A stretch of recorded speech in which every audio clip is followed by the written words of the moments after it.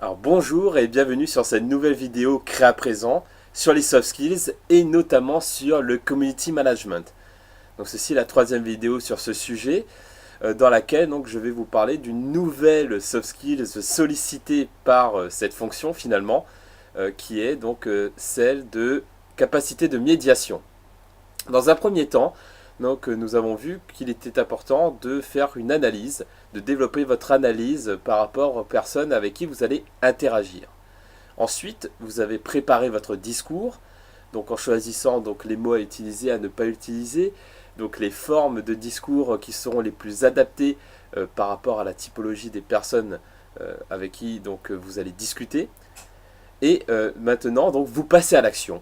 Vous vous lancez, vous discutez avec ces personnes. Donc vous allez enclencher certaines discussions, certains débats, et souvent cela peut être assez conflictuel.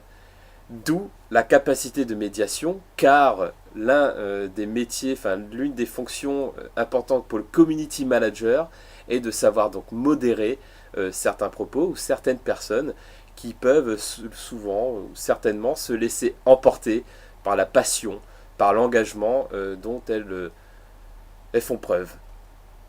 Donc finalement, qu'est-ce que la capacité de médiation?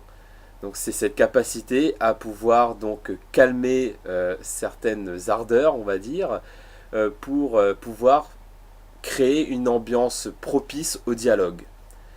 Et justement, donc l'intérêt d'une communauté, donc c'est le dialogue, et il est important, selon moi, de créer une ambiance propice pour pouvoir développer ces discussions et de manière constructive. Et c'est là tout l'intérêt donc de la médiation, c'est de faire preuve de diplomatie, de comprendre ce que certaines personnes cherchent à exprimer, de la tourner donc de manière plus diplomatique, pour que cela ne froisse pas d'autres personnes qui vont se sentir donc soit attaquées ou rejetées.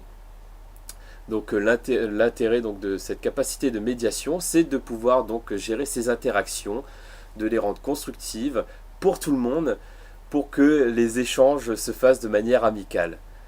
Donc, est-ce que vous vous posez donc certaines questions sur la manière dont certains propos seront compris, seront jugés ou en tout cas interprétés?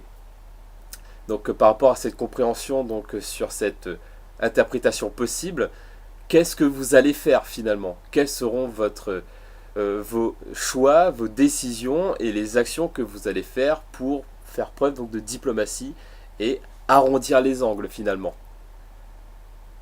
Et donc justement cela va vous permettre donc de créer des interactions entre les groupes et nous allons voir ça donc dans une prochaine vidéo en quoi donc ces interactions entre les personnes d'une même communauté est quelque part donc la pierre angulaire d'une communauté virtuelle ou même physique finalement. Donc je vous dis à très bientôt dans une prochaine vidéo de Créa à présent.